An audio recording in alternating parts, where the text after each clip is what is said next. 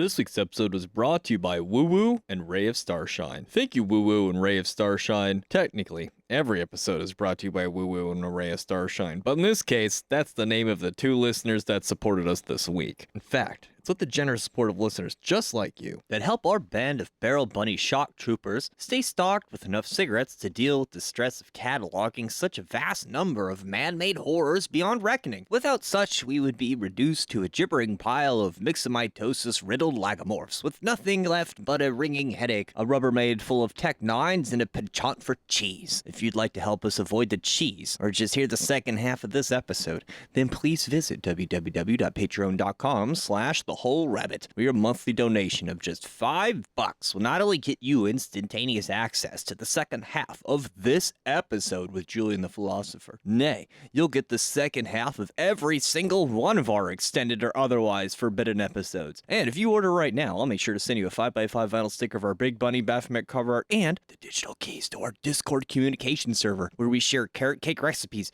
drink tea, and discuss our plans to take over the world. In this week's episode, we are joined once again by Julian Soloninka, better known as Julian the Philosopher, to discuss his provocative insights into cyberpunk metaphysics, which we discuss in its germinal stages under the inspired headspace of Alan Watts, Aldous Huxley, and Gregory Bateson. In the first half of the episode, we discuss the impact Alan Watts and Gregory Bateson had on cyberpunk and its corresponding philosophies, while investigating the role they played as secret agents, each with respective ties to three-letter agencies. In the extended side of the show, we continue our discussion with Julian and discuss prominent author, philosopher, and psychonaut Aldous Huxley, his connection to Jiddu Krishnamurti, the death of Cleopatra, and what it all has to do with Philip K. Dick's Theophany. Thank you, and enjoy the show.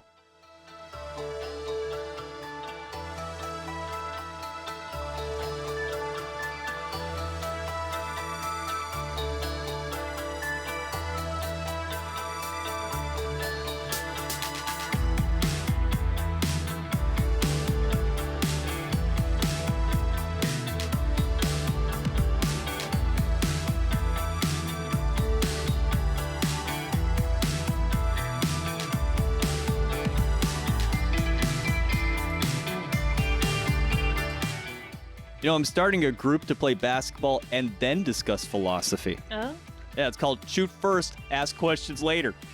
I like that. Descartes asks the horse if he's well-versed in philosophy. The horse says, "I don't think I am," and then disappears. Nah. A dolphin graduated from college with a philosophy major. Oh? Yeah, he thought, what's my porpoise now? I knew it was gonna be something with porpoise. It's hard to avoid the ones that don't rely on can't as a punchline, you know what I mean? There's so many of those. One time I was walking back from my college with a friend, and there was a big statue of dolphins, and I turned to her and asked, "What do you think the porpoise of that is?" Hello, everybody, and welcome to The Whole Rabbit, where we don't just try and terrify you into believing the entire world is run by a demiurgic computer program manipulating reality using hyperspace portals from a transcendentally evil object of metaphysical proportions that dominates a future timeline where we become biological drones for a hive mind we built to replace our own. Nay, we buck the system of control using our own ontological guerrilla warfare and threaten the very foundation of the Black Iron Prison using Cyberpunk Metaphysics as our guide, authored by the genius of Julian the Philosopher, our guest on the show this evening. I'm your host, Luke Madrid, also known as Hack Rabbit. I'm joined this week by our doggy in the digital domain, Mori-sama, Bark, bark. the cloven-hooved daughter of fortitude, Heka Astra. Hello. I don't have cloven hooves. Ugh, you're a unicorn. You have cloven hooves. They're not cloven. Yeah. It makes it awkward because you do have cloven hooves. And if you don't, it looks weird. No. The diplomat of the Delta team, Tim, the Barrel Bunny hacker. Hi, I do stuff. I like you. You're my friend. Yay! And our guest this week, Julian Soloninka, better known as Julian the Philosopher, and for good reason. Welcome back to the show, Julian. Hey, how you doing? Thanks for having me back again. Appreciate that. Welcome. Well, we're very grateful to have you. Yeah. Before we get started, please tell us where we can find your many writings. In the last 8 months, I think you mentioned you'd written 22 articles, some of which are at the cutting edge of science. There's stuff about AI in there. Where do we find it? Okay, so the articles right now have been posted on medium.com. So there's like a treasure trove of them there if you're looking for the majority of them, but I'm trying to populate Facebook. I have them on LinkedIn as well. So kind of like constructing a little ecosystem of cyberpunk metaphysics here. And it sounds like they've been really gaining some traction, and you're writing from a place of inspiration. In the past, we've had you on the show to discuss Socrates, Neoplatonism. We got into Aleister Crowley and Nietzsche, and that was a bit of a roundtable discussion. Check out Field of Beans if you'd like to hear that. But this time, I thought we'd mostly hand you the mic and let you explain to us the bread and butter of your philosophical insights, specifically concerning this idea of cyberpunk metaphysics. Because What's that? what a great name. Well, appreciate that. Like it's at the intersection of, I think, science fiction and philosophy. And I think that it puts us right at the cusp of development and AI and everything. So it's like the perfect place to start the conversation. My mind just goes spinning when you say stuff like that, because it seems so obvious that technology and metaphysics are intertwined. And science fiction, in my opinion, is art attempting to tell us that. So that makes perfect sense to me. I'm curious to see where you take this, though. So you have quite a bit written already about cyberpunk metaphysics. What is it? What is it? Well, I want to start with a little bit of the intellectual journey that took me here so I can kind of provide like a foundation for understanding. So I went on a trip to Japan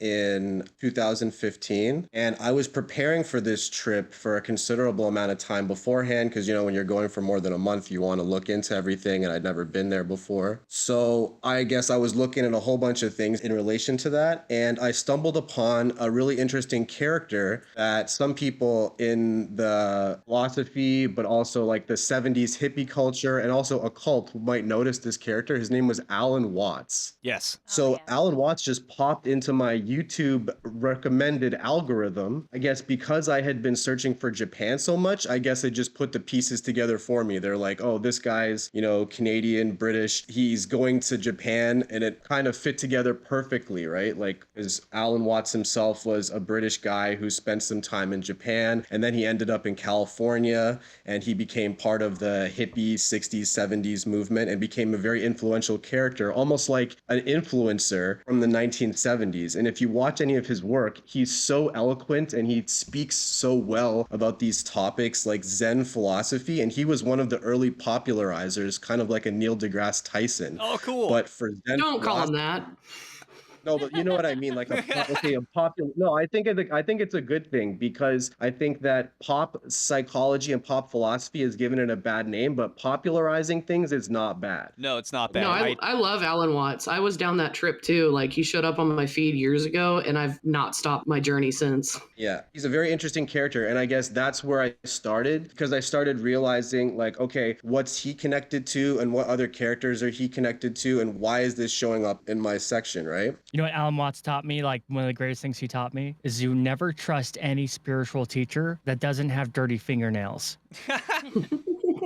Yes, very much so. Or like Terrence McKenna said, where he said, don't trust gurus, trust plants. So I guess a guru with dirty fingers, I guess, would be closer to the plants than one who wasn't, I guess you could say. Yeah, true. Well, the reason he said that was because he was being questioned by somebody who was like, how are you supposed to be this like really wise spiritual person when you have all these issues? Like you drink too much, you got like family issues. What's going on here? Are you some kind of hypocrite? And that was his response. He was like, never trust a spiritual teacher that doesn't have dirty fingernails. Because like despite what they try to say like in the front, if they're not like open about their fuck ups and their issues, because everybody has it no matter what, then they're not real. Well, he gets flack for, you know, Alcoholism. alcoholism and I believe offing himself. So everyone likes to pretend that disqualifies his wisdom. I don't think so, though. I don't agree. It actually qualifies him. It's the opposite because he's got I would dirty say fingernails. he's a He didn't complicated mean history. literally dirty. He didn't mean like literally his fingernails are fucking dirty. It was a metaphor. No one's perfect. You can Yeah. also take this in kind of a literal direction because it does overlap a little bit with the Christian idea that when you get to the gates that they look at your hands to see, do you have calloused hands? Have you done the work? Yeah, I didn't even think of that. Yeah. Yeah, it also made me think of the story of Diogenes and Plato, where Plato is at a party with a bunch of elites from Athens, and Diogenes is peeling potatoes in the courtyard. And Plato goes over to him and he notices him and he says, if you were nicer to the elites, then you wouldn't have to peel potatoes. And Diogenes says to him, if you didn't suck up to the elites so much and you peeled more potatoes, you wouldn't have to be nice to them. You know what that made me think of that I really love is that one meme of, who is it, Socrates? And it's like just showing his face and it's like him watching Diogenes just shit himself in the street to make a point. Yeah, I think Diogenes is like one of the most misunderstood characters of that era. And I think people really don't understand how genius he was, that he was one of the only people that could bother Plato by actually disproving him with rational arguments, despite literally living outside and having no desire to conform to society at all. But he was still capable of debating with the smartest people in the city and beating them on a regular basis. So Which I thought pissed that was them pretty off. funny. Yeah. And not only that, Yeah, but he's the quintessential dirty fingernailed. He's the quintessential dirty fingernailed sage, is he not? He is. Diogenes the dog who lived outside with the dogs. But get this, dude. The greatest conqueror in history said that if he could not be himself, he would be Diogenes. I'm not kidding. And who is that greatest Alexander conqueror? the Great. Fuck yeah. Alexander the Great. So we're going back to Alan Watts. His significance is unmistakable in this case because what he tied me to in this situation was two other extremely important characters, Aldous Huxley and Gregory Bateson. These are two extremely important characters, and I'm going to explain why. Sorry, I just love Aldous Huxley. What is that book that he made, Doorways to the Mind or whatever? That shit was awesome when I read Doors it. of New World, Perception? you mean the Doors of Perception? Yeah. Doors of Perception, Brave New World, and my favorite one of his, which is The Perennial Philosophy, which I'm going to bring up in a little bit. So this is my trinity for Cyberpunk Metaphysics for a basic understanding would be Aldous Huxley, Alan Watts, and Gregory Bateson. And then with these three people making the foundation, you start realizing that they actually created the foundation upon which Cyberpunk Metaphysics was built. And essentially, a lot of the Cyberpunk Metaphysics that you'll see, a lot of the aesthetic properties of it would be a synthesis of East and West. So you'll see a lot of Blade Runner aesthetics that will look like, an Asian market, where you'll see a lot of those neon signs that are so familiar to people that are connoisseurs of vaporwave or some such aesthetic series as those. And you can kind of see how Cyberpunk Metaphysics is kind of a thing that was brought over by Alan Watts and was kind of introduced, and also by Gregory Bateson, because Gregory Bateson, unlike Alan Watts and Aldous Huxley, Gregory Bateson worked for the OSS, which is the Office of Strategic Services. For people who are knowers of history, that is the precursor to the CIA. And they were the ones operating during World War II. So Gregory Bateson was stationed in Thailand. He was a cyberneticist, but he also worked in psychological warfare. He was British, and he brought together the two other guys are also British. They're also British, Scottish, Aldous Huxley and Alan Watts.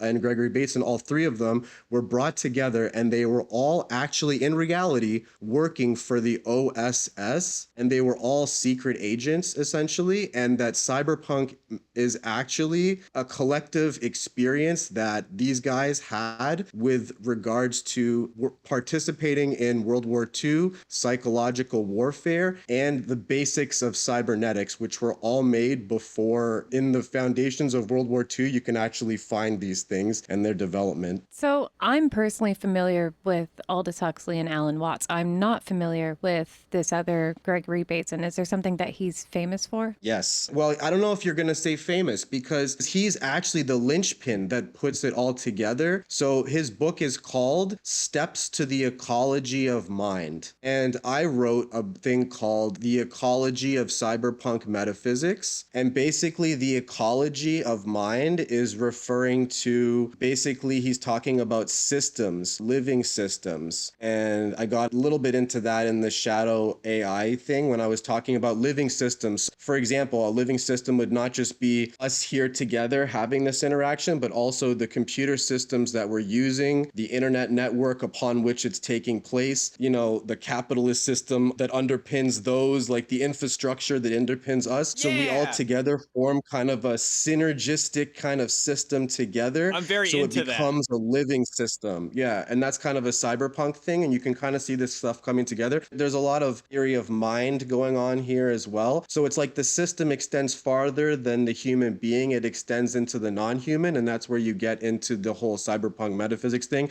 So that's where you get the cyborg, right? The post-human anthropocene. For example, the post-human anthropocene is an even weirder idea where there's no humans at all. And the world is just functioning without us entirely. And that's kind of the direction that they're headed in. So it's like cybernetics is like the in-between stage where humans are like half organic and half. So he's an author. He's not an author. He was working for the Office of Strategic Services in World War II as a psychological warfare operative. And then he works in cybernetics, and he brings together Alan Watts and Aldous Huxley, and together they make things like MK Ultra. Okay. They're responsible for cybernetics and the Macy's conference. You were saying he did write a book, correct? Yeah, called The Steps to the Ecology of Mind. You know what I find so fascinating about what you just told me? I had no idea about this guy either, or his connections to the OSS. But I do know that Aldous Huxley had a house right next to Jiddu Krishnamurti in Ojai, California. I've been there. Now, what I find interesting about your connection here to World War II is that, and your connection between the East and the West, is that this was a primary influence of theosophy on the occult scene around the turn of the century,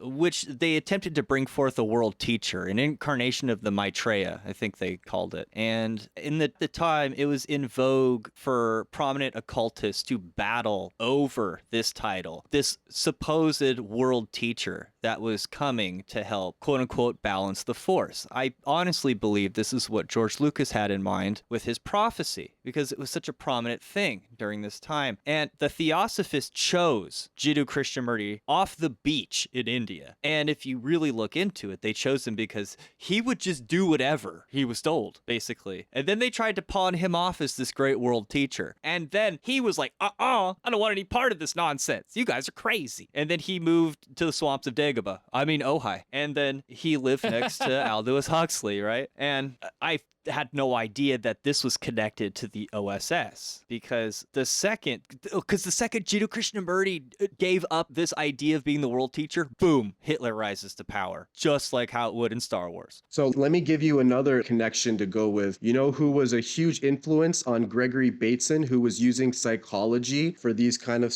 purposes? I don't know if you guys know this, but Carl Jung was also working for the Office of Strategic Services as a secret agent. If you didn't know, Carl Jung was a spy for the Western. Okay, I wrote an article about this. You can look it up yourself. Carl Jung was a secret agent like 007, and he was working on behalf of Allied services. And he wrote a whole essay about this called Wotan.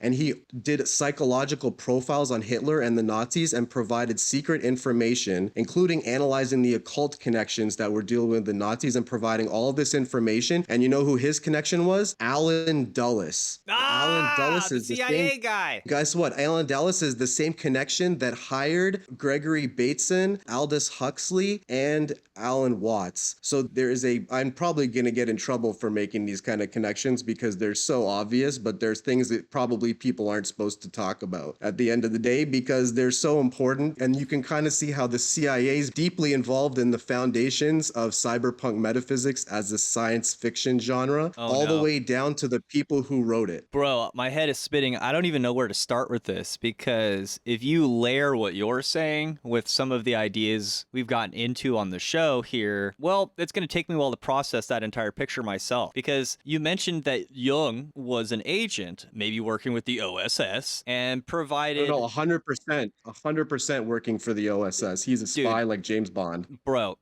Aleister Crowley was on that same team. He was also a spy, and he was writing articles in New York, but he also was and he helped provide bogus horoscopes to like Nazi officials. They got one of them to like parachute into like England or Scotland or something.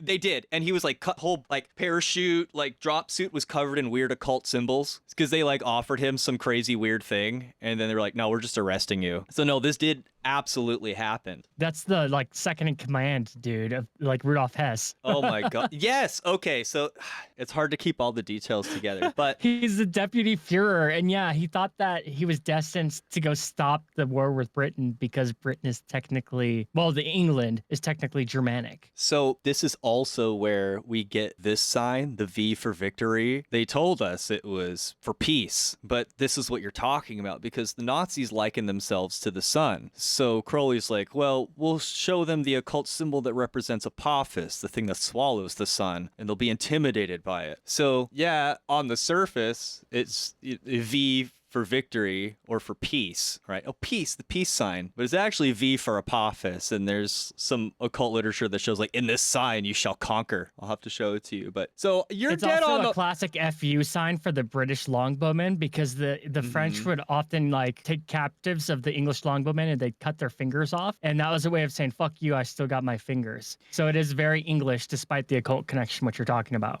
What was the phrase you used? Mechanical anthropism, or it was like replacing the workforce? Oh, post-anthropocene. Okay, post-anthropocene, post-human. Okay, so if you were to follow, Anthropocene, yeah.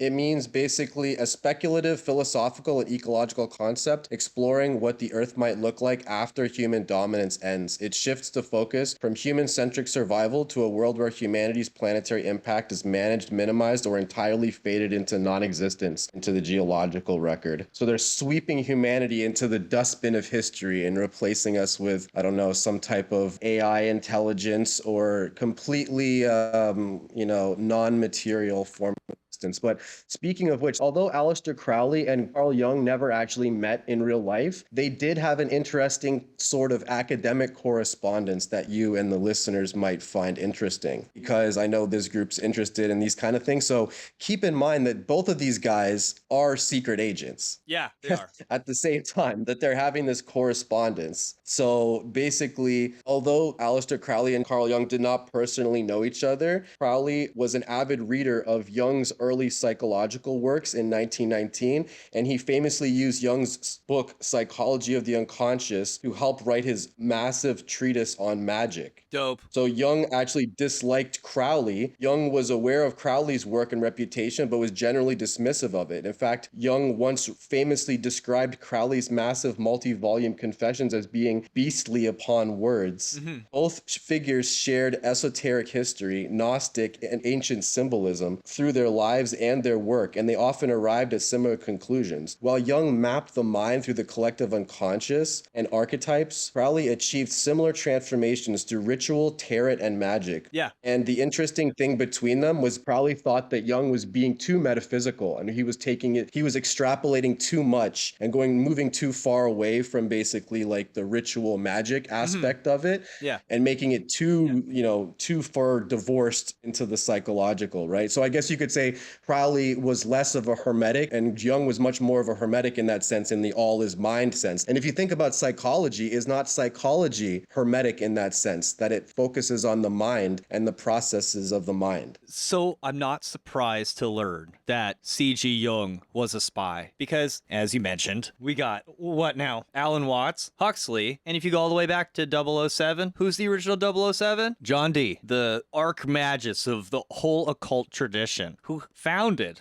or at least helped found, MI5. He was the eyes of the Queen. So these two Majesty's traditions... man of mystery. Absolutely. So especially in Britain, these two schools have run together forever. And, the connection being cryptography, secret hidden information. But it leaves a lot of questions like, okay, can we call the CIA a secret society? This idea of replacing the workforce. There's even secret societies inside the CIA too. It's a series of Russian dolls. If you've ever heard of them, there's actually secret societies like the Finders, literally within the CIA. So it's like Russian dolls. It's like, it's almost tautological, basically. Like, how many different layers can you go through? Like, it's a secret society within a secret society. But I've talked about this before. Essentially, you can multi-stack your secret societies. Like, Pythagoras was initiated into the Eleusinian mysteries, the Babylonian mysteries, and the Egyptian mysteries. And then he started his own Pythagorean school. So he had 4 different initiations. Aleister Crowley was similarly initiated into the Freemasons, into the Hermetic Dawn, and that was before he made Thelema. Yeah. So if you think about it, these people, to become very powerful with, so this is a very interesting thing I wanted to bring up with you guys, that it seems like that back in the day, and you can see a lot of rich and powerful people do this too, they stack organizations. Yeah. So instead of having like one allegiance, they have multiple initiatory processes, and each initiation is different information is revealed to them, and then they ascend to the next level. And basically, I think Christianity has the opposite perspective, where they're like, there's only one kind of ascension that matters, and you could only have one kind of secret society affiliation. That's why Christianity forbids you to do all these other rites and whatever, because you're only supposed to do one rite. But you can see in philosophy, like Pythagoras or Aleister Crowley, you can see that stacking secret societies actually increases your power and increases your ability and your knowledge. So I would say that basically having secret society connections and intelligence society connections are basically like versions of a magical stack, like a tech stack of skills and initiations. Well, if you get into occultism, that's one thing various authors will actually encourage you to do. You should join multiple lodges, you should join multiple schools, and learn as much as you can. You should stack them, which speaks to your point. So yeah, and you can see it's kind of like a tech skill stack, right? Because when you're a programmer, you're kind of asked, how many programs are you competent with? How many operations are you proficient with? How many programs? Then you end up listing a whole bunch of different skill sets that you have, right? And these different secret societies, like being an intelligence agent, for example, like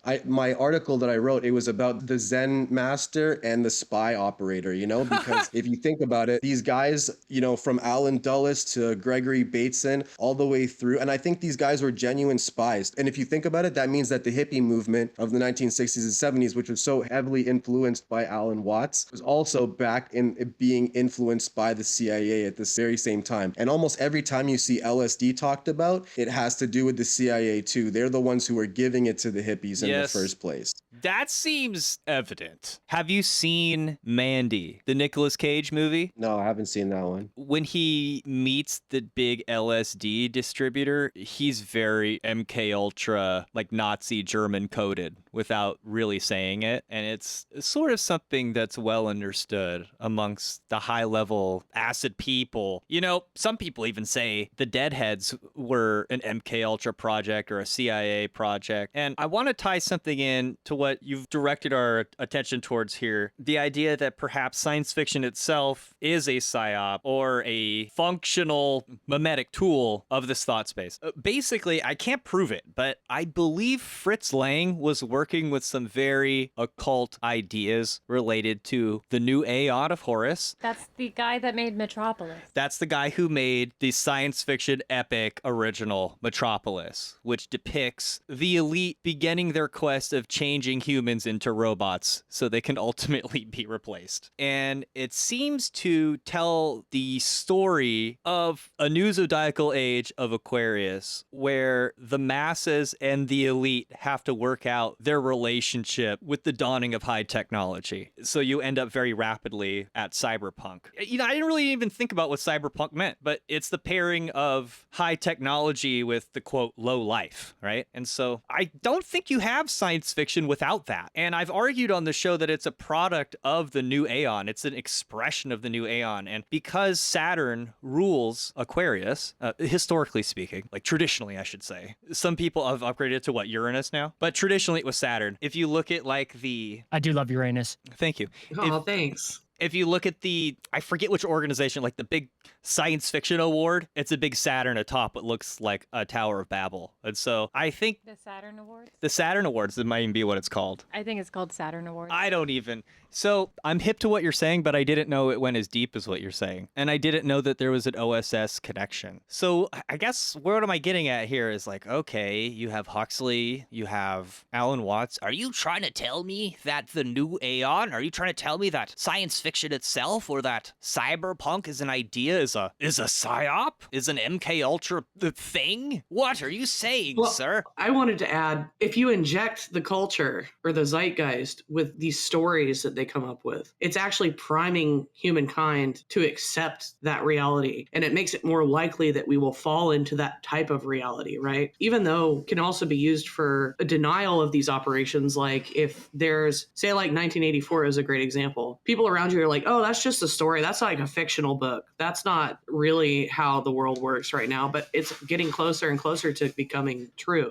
So I think it's a way to funnel us into a specific outcome by putting out all these stories into the zeitgeist, because like Carl Jung said, anything that's part of our culture is part of our individual psychology. Can I just say something about that quickly? So, obviously I haven't talked about Plato for like half an hour. So obviously I have to talk about Plato because it's like an unspoken rule that I have. But Plato said that we are a product of the stories that we tell, and society is very much the same. We just as people are products of the stories that we tell about ourselves, societies are also a product of the stories that we tell about ourselves. So mythos operates as like a primitive storytelling device and conveyor system. It's like a And primer. So basically how like the Homeric heroes, like the Odyssey and the Iliad, for example, which is interesting because they're bringing those back right now for some reason, a little bit of programming there. And Plato would say that those stories were actually bad, and that he would probably laugh at us for thinking that the Homeric stories were good, because he was actually not a fan of them. But basically he would Plato would probably look at these. I kind of always use Plato as like a benchmark to look at these stories and say, what would if he have said about these stories? And I think that science fiction stories are kind of like the stories we tell about ourselves from this time period. So it's kind of like the Matrix is like our Odyssey or our Iliad, like Blade Runner is like these kind of Homeric, imperfect, flawed heroes living in a dystopian time period. And you have to remember, Plato also invented the utopia and the dystopia, because the Republic is all about creating the utopia. Or in Star Wars. That's why they tried to kill it. And exactly. And that Star Wars, that Carrie Fisher is also quoted to say that they were on acid the whole time that they were recording too. Oh, hell so yeah. As soon as I heard her say that, as soon as I heard that quote, I was like, oh, the CIA is all over that. Because remember, every time people talk about that stuff to you, just know that they're not far away. Bro. I've never done that, so don't think I'm being hypocritical. I'm not saying that everyone is like that, but I've never done it, and I'm just saying that I'm just letting everyone know, Warner brother. You don't have to. But with the name like Luke, you sort of resent Star Wars. And then one day in college, somebody convinced me to take some E, and I decided to just watch A New Hope. And I was taking a lot of art history at the time, and I was like, this is some art history right here. I was like, I get it. I understand. I get why people love Star Wars, and I've been a huge fan ever since. So, I don't know, blame ecstasy, I guess. But it's... Remember, Star Wars is a space opera, okay? Yes. So back to the Pythagorean theme, the music of the spheres, the Musica Universalis, right? Star Wars is literally a space opera. Yes. And it all fits together so well. And something else I wanted to point out too, that there's a quote that I thought ties this kind of all together, that all mathematicians are Platonists. And if that is the case, and it really puts us in a position where the simulation theory and all of the modern day computer scientists could be considered Platonists in a weird way. I don't know if that confuses the matter or makes it easier to understand, but it really brings numbers back into consideration, because without numbers and without number theory, like cyberpunk metaphysics would be impossible. So I kind of think that the secret societies of the CIA are like injecting like Pythagorean beliefs back into society. Like numbers are everything. Ones and zeros are to be worshipped. These ideas are important. You know what I mean? And they're doing it through stories. They're doing it through a series of stories that we tell about ourselves. Oh man, there's this popular Capcom game that just came out called Pragmata. It is from top to bottom stuffed with occult symbolism, and it's right on the money about this ones and zeros thing you're talking Yeah, about. it is. I got it too. I could just talk about it a lot, so I'm going to try not to. I want to go back to... We should do an episode on that. We actually could, because it's actually Sacred Grove. We have a lot of Diana coded shit in the whole rabbit. So going back to where were we? So using Pragmata pragmata as a modern example, it seems evident that somebody with occult knowledge created a story that we would want to in some way live out ourselves. And it's a whole new IP. So it's a whole new mythological world, and it's very friendly to adopting children, making children, fathering children, etc. It's a psyop, and I knew that going into it. And it's an interesting idea that there are people with intelligence connections that help create the fictions that we digest, which we then internalize and then 3D print into reality through our own subconscious mechanism. What are they? Are they all doing weird thelemic rituals back there? Are they all worshiping Saturn? What the fuck is going on? I just want answers, damn it. Rabbit hole just goes deeper. Please, what? Tell me more. So I've been obviously, spend an inordinately crazy amount of time on this subject looking for these answers, and I've already found some of them that maybe you guys can dissect for me and tell me if they sound reasonable. Okay, so we talked about that Plato said that the people that tell stories rule society, okay? And what he was talking about was the Homeric heroes. So he was talking about Homer. He was talking about the Iliad and the Odyssey. Those were the stories that ruled the society that he lived in, because those were like their Bible for their days, okay? And basically, so that was the important situation. And think about this. Plato was also an initiate into the secret societies, and his books, The Republic and the Apology and the other ones, and the Critias and the Timaeus, all of these ones together in the Symposium, all of these ones, if you think about it, are the bedrock of all Western philosophy, right? And he was an initiate to secret societies. So that means that all Western philosophy is a product of secret society initiation. And then we go further and we say, okay, well, if the secret society people were the people writing the stories that we tell about ourselves back in the day, guess what? The secret society people are writing the stories that we tell about ourselves today as well as they were back then. So it's really the secret societies in Western civilization that write the stories that we tell about ourselves, and they always have. So you're telling me the bard is the most powerful class in the game, and the bard is also a spy? No? That made Tim mad. No, it's all about the paladin. Yeah, it's about the retribution paladin. That's the most powerful class in the game. It says the paladin. No offense, Tim. Well, You're the yeah. paladin on the show. I know. It's like, it's an interesting question, right? It's like, who's more powerful, right? Who's more powerful? And this is where it comes to the questions we were talking about heroes, where you wanted to bring in the heroes question. So the question is, who is the more powerful? Is it Achilles or is it Socrates? Is it the immortal hero of courage and bravery, or is it the hero of the logos, the hero of the mind and the soul? Who is the superior force? Well, he did have a shitty ankle, so fuck him. I'm biased. I'm always going to say the hero of the mind or the soul. I mean, it's cool to have the laser gun in the fast car and the hot babe sitting next to me, but it is really the hero of the mind who wins. You know what I mean? I want to believe that. So if you think about it, like the philosopher, like Socrates, because before him and before Plato, the heroes were like the Odyssey and the Iliad. They were Odysseus and Achilles and Ajax, and these people were brutal characters. They were not rational enough per se to morally govern themselves, let alone govern a just and fair society. They were cunning, so though. Therefore,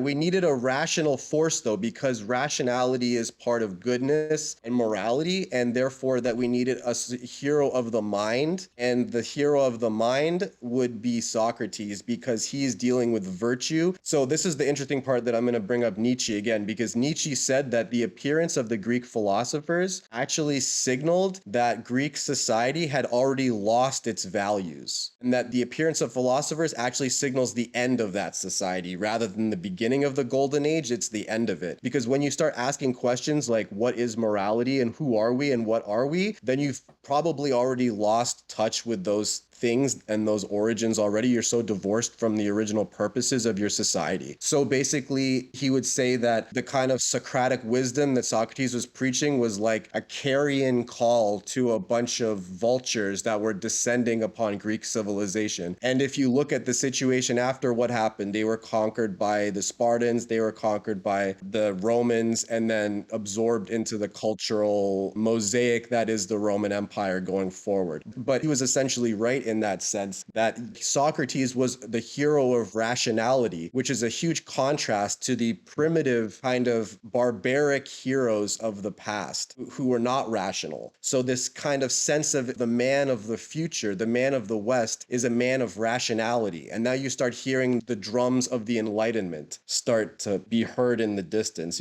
drums in the deep, right? And it basically reminds us that our past is the heroic character like the Superman or the Achilles. But the Superman that Nietzsche was talking about, the Übermensch, is also the hero of the soul and the mind as well. He's not just barbaric hero of Homeric values, but that's why Nietzsche didn't like Plato and Socrates, because he said that they actually signaled the end of the Greek golden era. So that's why he wanted to go return to the Dionysian, to the old heroes, rather than Socrates, who appealed to the Apollonian. So the mind versus the Homeric hero. So yeah, that's the difference there. This is fascinating. So what I find interesting about this is if you look at, from an occult perspective, the tarot cards associated with the aeon we're living in, which is supposedly Aquarius. On the opposite side of the sky, you have Leo. And the tarot cards, you have the Star and you have Lust, the card formerly known as Strength. And if you march it all the way back to the Marseille deck, it's originally the Force. So that's the dichotomy that you're talking about, at least to me, because the Force, or Strength, or Lust, portrays Babylon astride the beast. And it's an expression of power being expressed or used. And it's very much in alignment with this Homeric hero. Whereas the idea or the ideal of Aquarius is mental. It's of the stars. That's what the tarot card is, the star. And the idea of looking at the stars is that you look to the heavens and you find, as above, so below. You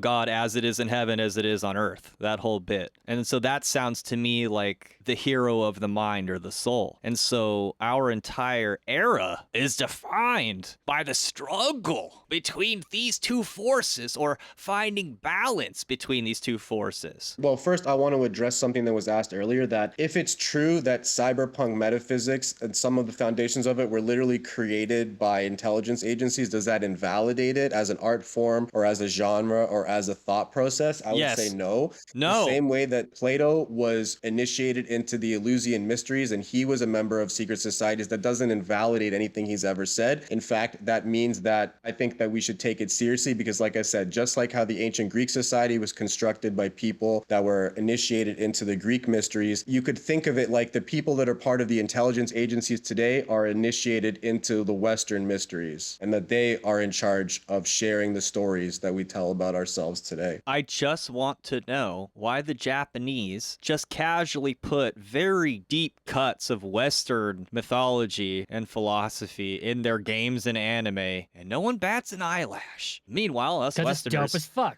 But us Westerners are like, what? What's a Sephiroth? What's a Diana? You know what I mean? Like, it's just, I find what's interesting about what you're saying, you have the allegory of the cave. You find this idea reflected there as well. Like, who's the people playing with the weird animal figures? That's those weird dudes in the cloaks. That's what you're talking about. They're the ones that make the movies. And then what do you talk about? Shadow pictures on the wall? That's basically projection, right? You're talking about the movie screen. We're right back to Metropolis again. So you're telling me that even though the people who maybe propagated these ideas into the mainstream with such force may have been initiated into the mysteries, we ought to still find what's valuable and useful in them. I think that's what you're saying. It reminds me of one of my favorite quotes by Robert Anton Wilson. I think he may have borrowed it from someone else, but you always have to be careful because that always happens, right? We live through our fantasies. We merely endure or survive our realities. And so this brings us to the idea of simulation simulacra, where in some sense, the simulated world or the mythological world is in many ways more real to us than our actual world or actual lives, which is why so many people get pissed off about Luke Skywalker and why people treat it with such biblical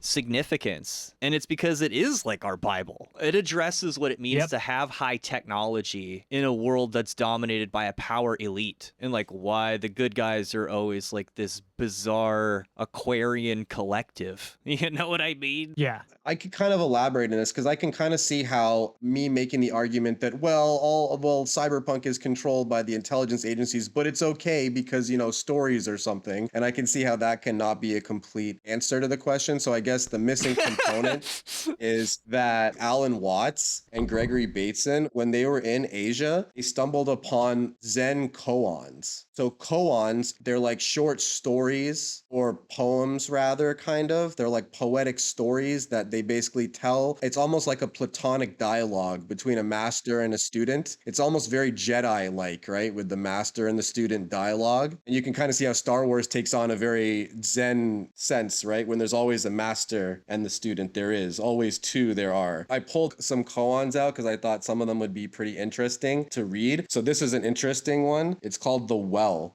In a well that has not been dug, water from no source is rippling. Someone with no shadow or form is drawing that water. And the more famous ones would be, what is the sound of one hand clapping or something like that. And one of my other favorite ones is a story about a stone bridge. And the people hear about this legendary stone bridge. It's called Josu's Stone Bridge. And they go there and they don't see any bridge there. And they're like, I don't understand, where's the stone bridge? And Josu says only the horses and mules can see it and travel it. And it's because the stones, they're there, but they're just under the water, so you can't see them. But the horses and the mules know that they're there, and they're so small that a human can't see them or step on them. But the horses and the mules know that they're there, so they're able to cross the water. So it's like the path. It's like once you're on the path is illuminated to you. And it kind of reminded me of like in Indiana Jones when he makes the leap of faith, right? And he jumps and he's standing there, but then it's actually, you can see it from another perspective. You can see that the way is open to him, but only when he was on the path could he see the way forward. This is the way. Right? This is the way. Yeah, exactly. And then Zen is literally called the way sometimes, right? It's literally called the way. Christianity was originally called the way as well. Oh, that makes sense.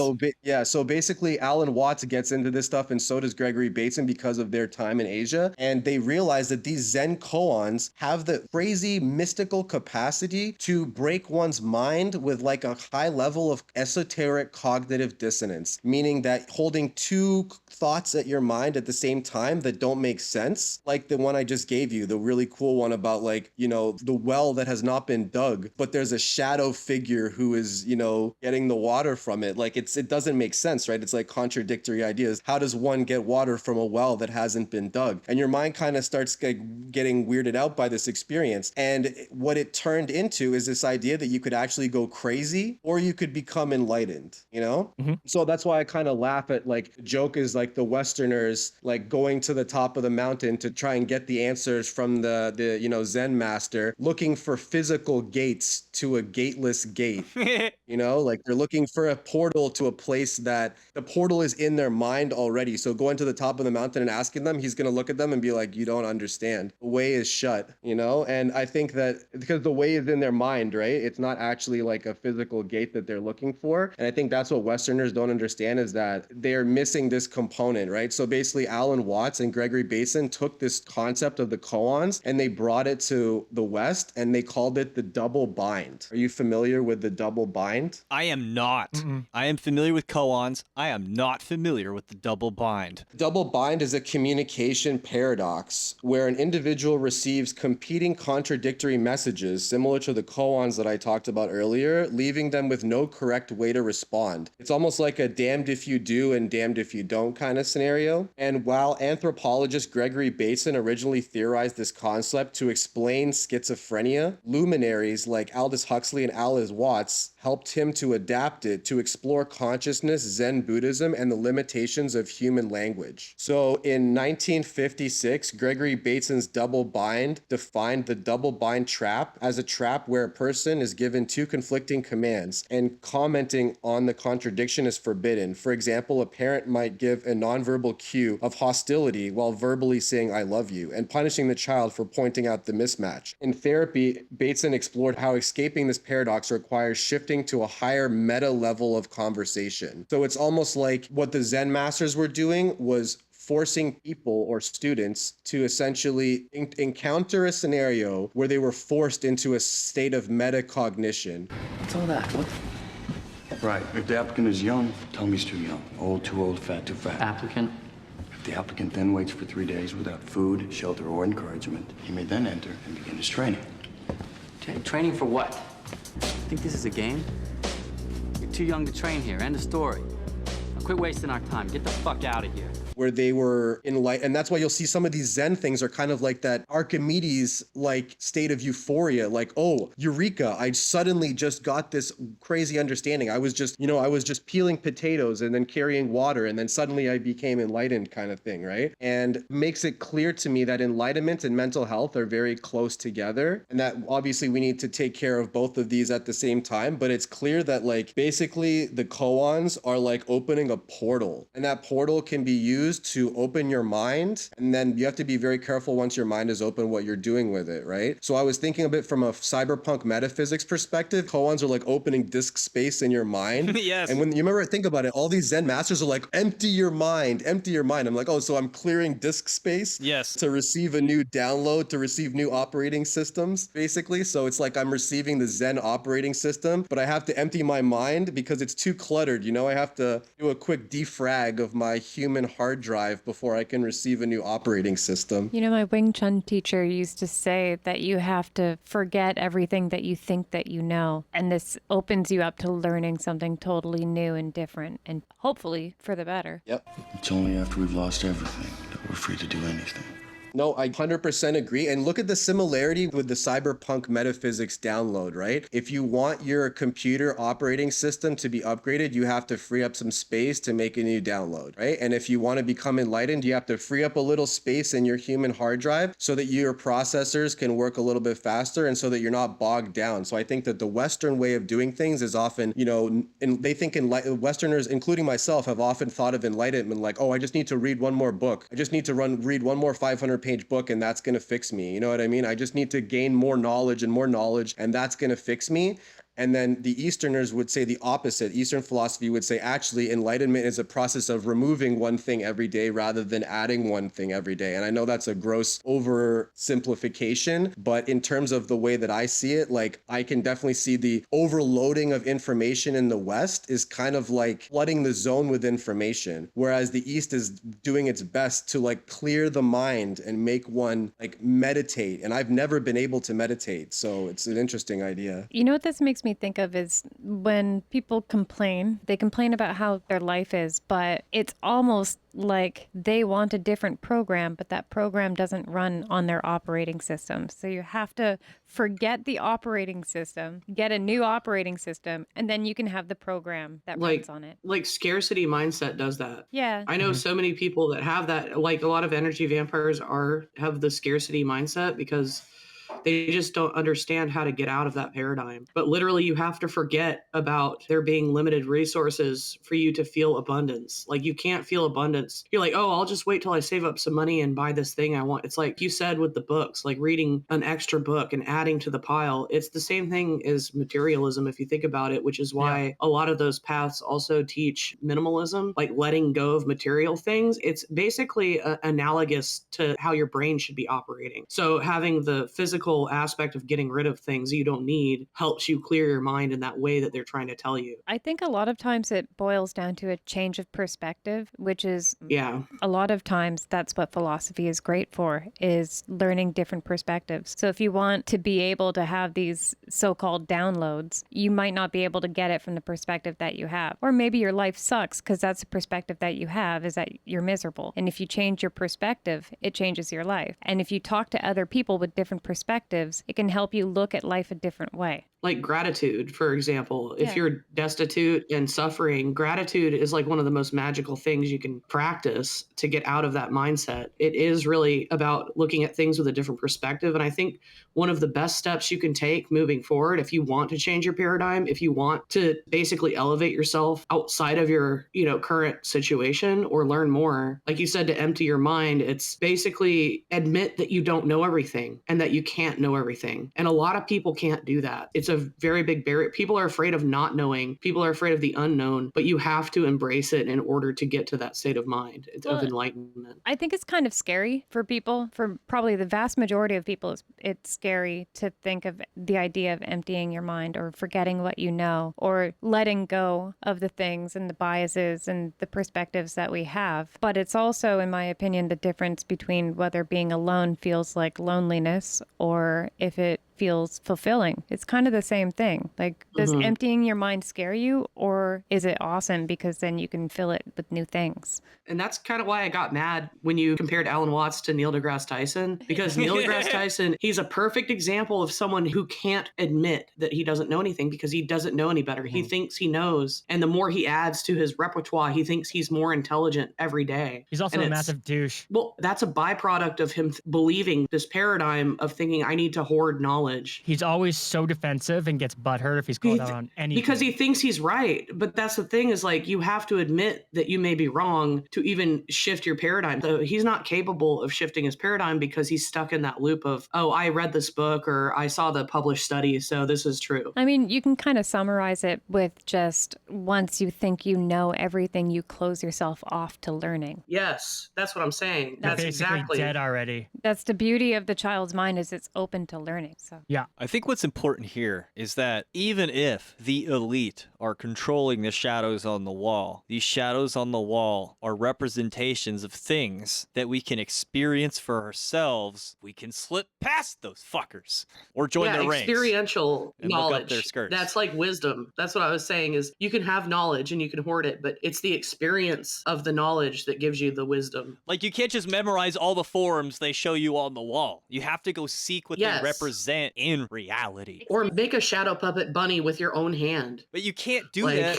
unless you become your own hero. Am I getting what you're putting down, sir? Socrates is like the hero of the mind that we talked about, and it's not the Homeric hero that you need. The Homeric hero can't really escape the cave because they're not rational enough, right? So it's that rationality that allows you to escape the cave and to know what a good life is, to be able to even detect the shadows in the first place, right? So if you're a Homeric hero but you lack that rationality, you lack reason, evidence, and philosophy, you won't be able to recognize that you're looking at shadows, and you'll become, the number one bread and circus cheerer in the stadium watching the shadows on the wall. And I was going to say something that Mari said was really interesting. It said to Socrates earlier about how Socrates actually was the one that said that he only knows that he knows nothing, right? Yes. And it's kind of like him letting go as well. He's letting go of his arrogance and letting go of the fact that he thinks that he knows everything. And that's why the Oracle of Delphi said that he was the wisest person, right? And notice that the Oracle of Delphi is in the Apollo's temple, and the Apollonian is the Socratic value, is the Apollo, right? And essentially, it was interesting that you said that because it reminded me that Socrates admitting he knows nothing is just like the Zen master saying, clear your mind, empty your mind. It was like a Greek version of empty your mind. And it also reminded me of something else that Carl Jung said, where he said the first half of life is devoted to forming a healthy ego. The second half is going inward and letting go of it. Yeah. And you can kind of see this like perennial philosophical golden thread between them that you can almost see it. They're all telling us, they're whispering to us the voices of the past. Just let go. Let what wants to fall, fall. Don't hold on to things, because the more you try and hold on to things, the more they slip through your fingers. The Stoics would say the same, is that the only things you can control are your own reactions to your life. But other than that, you can't control much. So just be a good person and, hold steadfast to your principles and hold fast to the things that are spiritually superior, as Epictetus would say, and distrust all those things which insult your soul. Yeah, like it's kind of why I've always been agnostic. I know that there's something more to this reality. I know there's something connecting all of us as living beings. So to let go of that and to think, oh, well, there's no material evidence for that is a fallacy. Because what I've been taught in school is, oh, the rock is hard, therefore it exists and you can hold it. Therefore it's real. But like there are things that are real that we can't experience unless we're in that higher paradigm. Or in liminal spaces in our minds. And like they say, like the realm of forms is more real than reality itself that we're experiencing right now. So, But if you'd like to feed your soul by hoarding even more knowledge, you can reach deep down inside your wallet and empty it of exactly $5 or more at www.patreon.com/thewholerabbit, where your monthly donation of that $5 or more will grant you instantaneous access to not just the second half of this conversation, which is going to go even further down the rabbit hole, which I don't even know how it's possible, but you'll get the second half of every single one of our episodes going back over 7 years from the time that I completely lost my mind till now, where I've become a more rational person. You can decide for yourself. Still losing it. Which one is better? I miss the old me. I'm sure a lot of people don't. But that being said, Julian, you're going to hang out for another hour with us? Sure. All right. Wow, you sound so excited. I don't want to be too much because last time I feel like I was over talking too much. So I got to be moderated and I got to be Socratic, Laconian. You're our guest. I can do this all day. Thank you, everybody. Eat carrots and shoot lasers. Pew pew pew. Pew, pew. Pew. Hello, everybody, and welcome back to The Whole Rabbit. You are now listening to the not an extension side of the tape, where we are joined once again by Julian the Philosopher on our quest to understand cyberpunk metaphysics and the place that mythology plays in our hearts and souls. He's actually just still here because we, chained him to the chair. You are a prisoner, guest. He never left for the break. That the Platonic hero plays in our society, and the fact that you would pay us money to listen for that, we thank you. Thank you. Because I'm chained to this wall, and I'm chasing those dollars, which I know are not real. It's called fiat currency for a reason, but I need more of it. Fake money. That being said, I mentioned this Robert Anton Wilson quote earlier, and it's because I find true value in these myths. A perfect example I could think of where this guy's a total robe shadow dude on the wall. Roman Polanski doesn't have a great personal record, but I found his Ninth Gate film to be indispensable on my journey to finding truth, because it's a hokey, campy film, but it's one of the most genuine stories I've ever encountered that's purely about the mystic pursuit. And even though the whole film is technically about Lucifer and Satan, if you were to just swap out what they're saying, like if you were to swap out Satan for God and like the devil's book for the Bible, the movie would be exactly the same.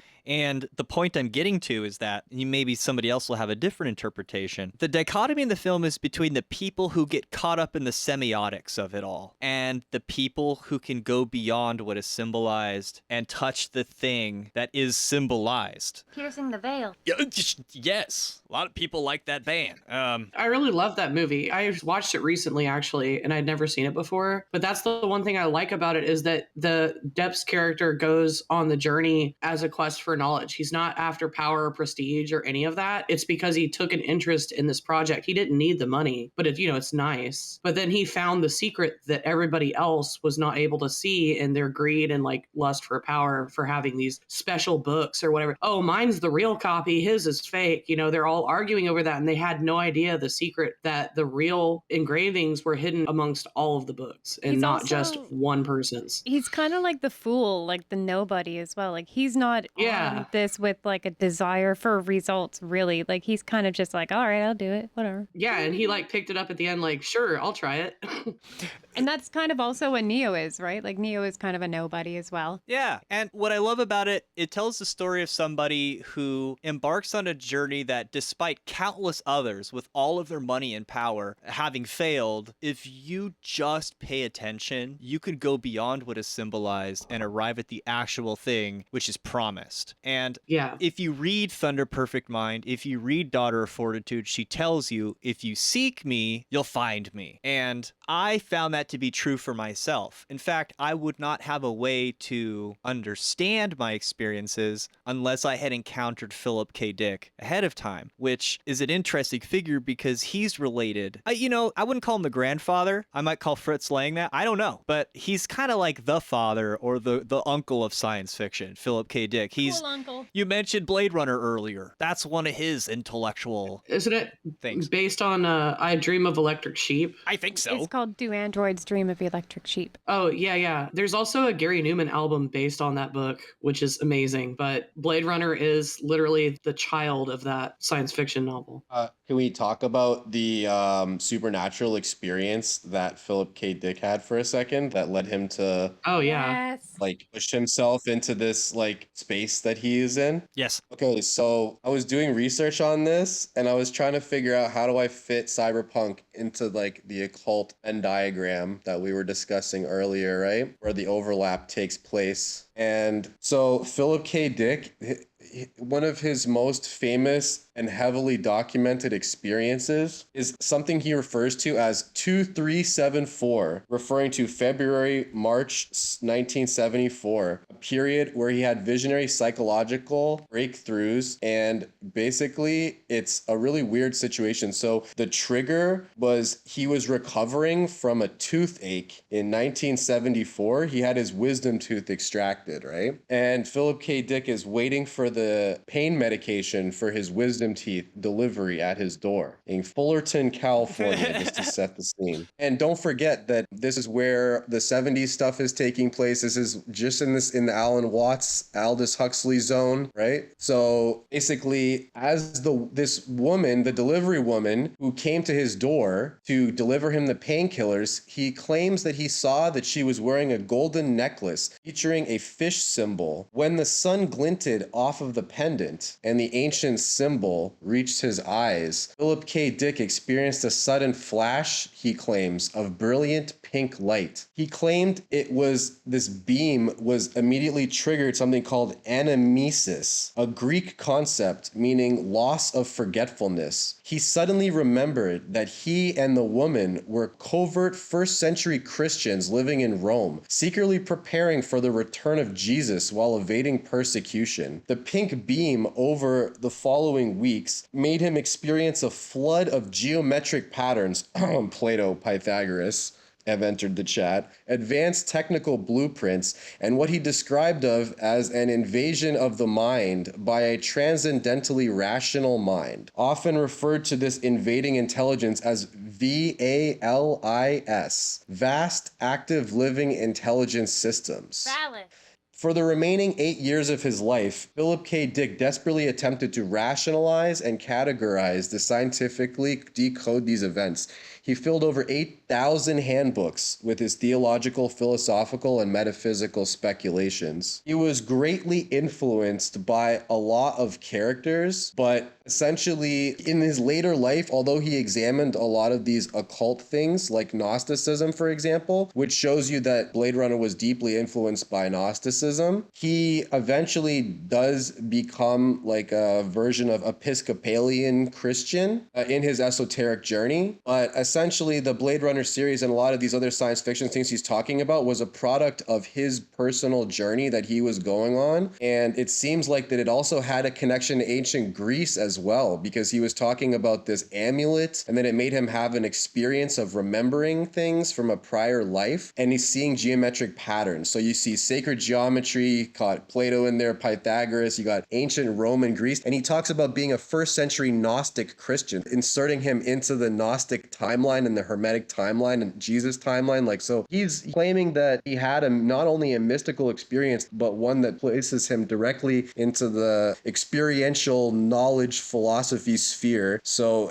I'm not sure what he's trying to tell us here, but I think he was even having trouble articulating it himself. But maybe it can be understood why we're having trouble understanding him. Well, you're speaking to the choir, brother, because a big portion of this show is me trying to decode what happened to myself through the lens of what happened to Philip K. Dick, because even in Valis, he goes over all the various possibilities. Like one, he's like, well, it's a Russian spy satellite. And another, he's like, well, who's the lobster guy in Futurama? Zoidberg? Zoidberg. He's like, oh, it's a bunch of Zoidbergs that did this to me. And they're the creators of humanity, and they have claw hands, you know? And he's going through all these different possibilities, and he recounts that it felt like some kind of radiation had attacked him because his cats, his household pets, had begun to, although they were already very intelligent and compassionate, sympathetic beings, they seemed to exhibit these qualities even more in abundance than they already had. Like psychic. during the same time. And so while Philip K. Dick was undergoing these visions and seeing these geometric shapes and undergoing what he called his theophany, his wife was able to observe the changes in the pets. And the pets then died shortly after. Now, during my theophany, I underwent something very similar. One reason that he gives is he was messing with his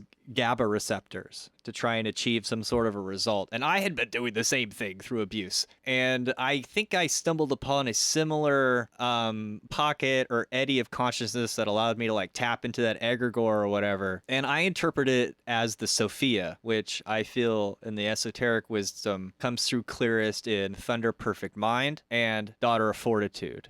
So this is also in the Gnostic vein. Yes, because Daughter of Fortitude was found in the Nag Hammadi library, which Philip K. Dick explained was where the plasmate had slumbered, which was living information that then acted almost like a parasite to all those who read it, and it began to live inside the mind of these secret Gnostic Christians. And so when I'm goofing about us being spies, that's kind of what I'm goofing about, because I think there's some truth to that. And he points to mythology to try and find where other great philosophers and storytellers, you began your story by telling us of your travels to Japan. And the place in Japan that Philip K. Dick relates this entire thing to is in the creation myth of, I think it's Uzanagi and Uzanami, right? And if you go into it, there's this whole story, but basically Uzanami, the female, ends up in the underworld and she ends up birthing all these demons. And this is what Philip K. Dick related to the sick material world. And Uzanagi attempting to go into the underworld and redeem her or bring her back to life was concordant with this idea of this divine invasion into our sick and irrational world, because that's how he saw the world, as irrational. So I guess to bring some light to what you're saying and to simplify it a bit, he also believed that rationality was related to the salvific force in some form or fashion. And in my opinion, the other mythology he relates this to is a Christian mystic Arthurian tale of Percival, the divine fool who heals Amfortas, the Fisher King, who's suffered some sort of a mortal wound at the hand of the Spear of Destiny and is unable to heal, along with the kingdom that because the whole kingdom is in peril. The whole kingdom is dying, and it's dying along with him, and he needs Percival, the pure fool, to pose the question that will heal him, right? And it's like some Christian myth, right? And so I argue that this is the story they were trying to tell in episode 8 of Star Wars. And so it's like actually deeply Christian and mystic. And it's funny you mentioned Nietzsche, like, oh, we want to not just stop at just base Christianity, we want to evolve it. And so like I'm all about Arthurian Christian mystic Grail Knights in space.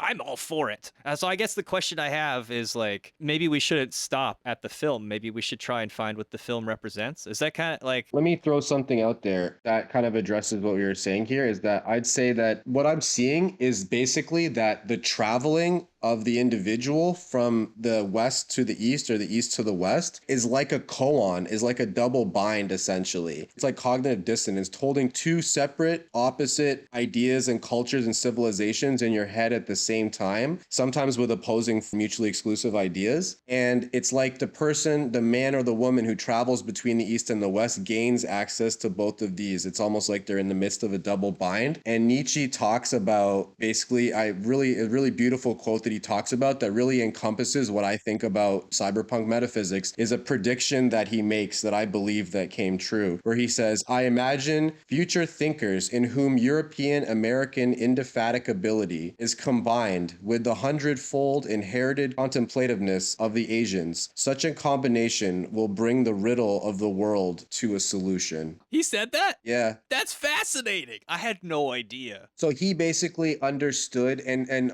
Arthur Schopenhauer also talked about this as well, as that the Eastern mind is a lot more calm and meditative, and that the Western mind is almost wild and like the Homeric hero, right? And the East is like the hero Socrates, the hero of the mind, the logos. So the West is the hero of the body and the East is the hero of the mind. And when you get access to both of these, it's almost like a cognitive dissonance that can produce either a state of like enlightenment or it can cause problems for you, depending on the kind of person you are and the place that you are in your life, in your stages of development. So like the hero, essentially, the question we're asking is, if the Homeric hero was the center of the ancient world, then the cyberpunk metaphysics hero, the cyberpunk hero, like Neo from the Matrix, he is basically the hero of the information age, of the digital age. Ah, cool. And I can actually prove it to you because guess what? The Wachowski brothers, sisters, basically heavily incorporated the philosophy of Plotinus, the founder of Neoplatonism, into the Matrix, effectively making Neo is Plotinus. Oh, cool. So basically, like, for example, Plotinus's philosophy, the one is the ultimate, ineffable, and perfect source of all existence. It transcends all forms of thought. Similarly, Neo is the one who serves as the connective tissue that balances the system and ultimately returns to the source. And I remember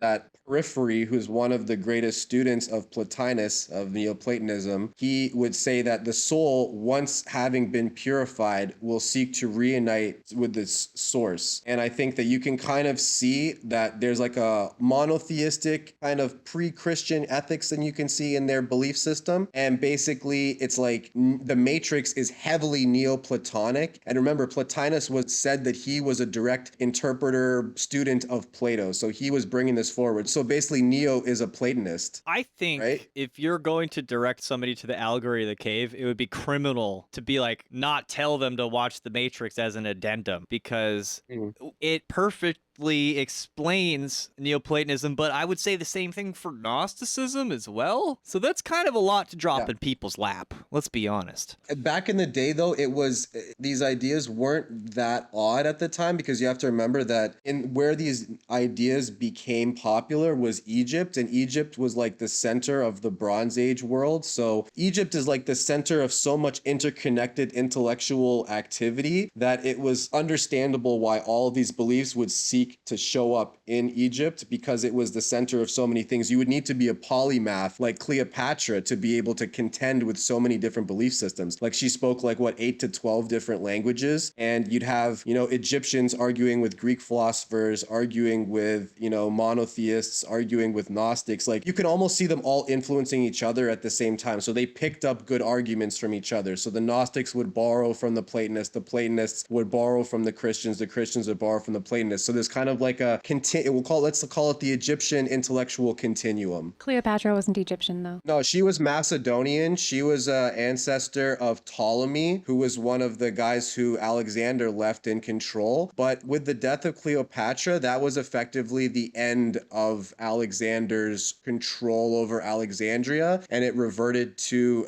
Roman control. And then eventually the Egyptian religions were kind of moved away and then kind of converted into monotheism. So you could argue that the death of Cleopatra, the golden thread of prophecy was severed, essentially. That's the way I look at it. I mean, the Ptolemaic period of Egypt isn't really an Egyptian dynasty. It's kind of like it's like baby's first non-Egyptian dynasty, Well, we talked about that. You could Copy of a copy. I would disagree with that. I would say that the people that were there before Alexander were actually conquered by the Persians. Remember, I told you about how in 5 to 600 AD, Pythagoras was studying in Egypt to be a priest, and then the Persians showed up, killed the Egyptians, and took over Egypt. So for about 200 years before Alexander showed up, the Egyptian priests had already been killed, replaced, etc. by the Persian Empire. By the time that Alexander showed up, he wasn't even... That doesn't mean that Cleopatra was somehow Egyptian, though. I'm sorry. No, I didn't say she was. She's culturally Egyptian, because the people that took over. I disagree. I'm sorry. The people that took over. Well, you're entitled to disagree. I'm saying that Cleopatra, without her, she was the last connection between the Alexander. Alexander was the thing that bound the Egyptians and the Greeks together, right? And as soon as that tie was severed, all of these other things like took precedence over them. It created a void, right? So I'm not saying she was literally Egyptian, obviously not. And I don't think she was African either. She was Macedonian, she was Hellenistic, and she was definitely, but I'm telling you that by the time Alexander showed up, the Egyptians had already been conquered for like 200 years by the Persians. To be So fair, it's not like it was already destroyed. by the end of the New Kingdom, it was already a hollow shell. So long before Yeah, no, Cleopatra. for So sure. saying that she kept That's it why alive is just simply, Yeah. I disagree. That's why the Persians conquered them so easily, because they were already on their way out by the time they showed up, right? So it makes sense. But no, I get what you're saying. Like, obviously, she's not a direct connection to the Egyptian side. She's a direct connection to the Alexandrian, Macedonian, Hellenistic side. And my argument is that Hermeticism is a good faith reconstruction done by the Greeks and Macedonians with help from the Egyptian priests of the older religion that was there before the Egyptians were destroyed by the Persians. So I would argue that it was a good faith reconstructive effort on the behalf of people, like you said, that were not the direct descendants, but they were the best people that they had, the only people left after having been conquered and destroyed for like 200 years by the Persians. It was hard for them to reconstruct what had been destroyed anyways. So it's you're right. It's like she's not an Egyptian. She's not a direct ancestor. She's like an indirect caretaker. She's like the steward of Egypt. You know how like the guy from, it was like the steward of Gondor in Lord of the Rings. It's kind of the same idea, right? Well, I can obviously find the nuance between what you're both saying here without much difficulty. And if you read something like The Thunder Perfect Mind from the Nag Hammadi library, just to tie it back to Philip K. Dick, if you read Thunder Perfect Mind as if it's the wisdom of Egypt speaking, it makes quite a bit more sense. There's one place in Thunder Perfect Mind where it does say this somewhat explicitly, where it's like, I'm the wisdom of the Greeks, and I'm the one whose image is great in Egypt. But elsewhere in the text, it's like, I've been scattered, I've been torn, I've been taken in all these different ways, and you say that you love me, but you hate me, or you say that you hate me, but you love me. And if you read it with that in mind, you can kind of see that progression of what you two were speaking about. There was already a cultural crisis by the Middle Kingdom. This is a long time before Cleopatra. In the Middle Kingdom, there was already a crisis that the Egyptians were losing touch with their own ancient wisdom and culture and history. So the very first Egyptologists were actually Egyptians in the Middle Kingdom to try and recover the lost wisdom.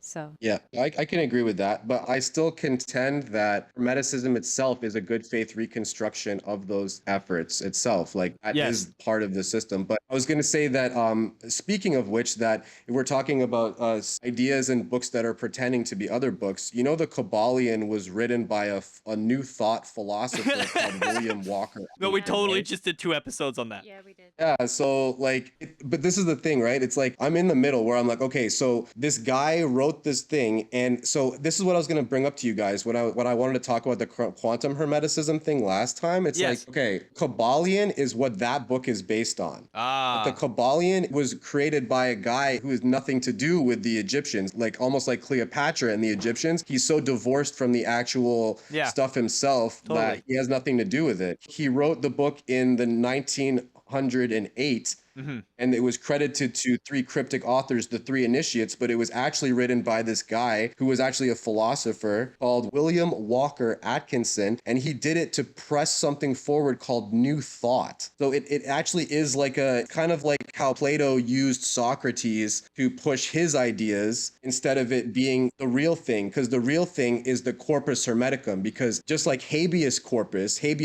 speaks about the right to not have your property seized and searched, right? And habeas corpus is referring to the corpus, which is literally the body, right? And the corpus hermeticum is talking about the body of Hermeticism. So if you think about it from the perspective of an Egyptian perspective, it's like the head and the body, like the temple is the body and the head and that kind of thing. So it's like the anatomy of the thing that we're talking about. So I think that it's important that we take from the body, the corpus hermeticum, and not necessarily from the Kabbalion, unless we understand that what New Thought is as well. And we take that into consideration, that just like how Plato used Socrates to push his idea of the world of the forms, and we're not even sure if Socrates believed in the things that Plato was talking about, but he became the mouthpiece for these beliefs. So it's like a new age person will take an older older person and use that person like a puppet to push their ideas because they gain legitimacy that way. Kind of the same way that W.B. Yeats and Aleister Crowley were dressing up like Scottish people Yeah, the in order Sith. to gain power and mysticism The and Sith. recognition. Yeah, and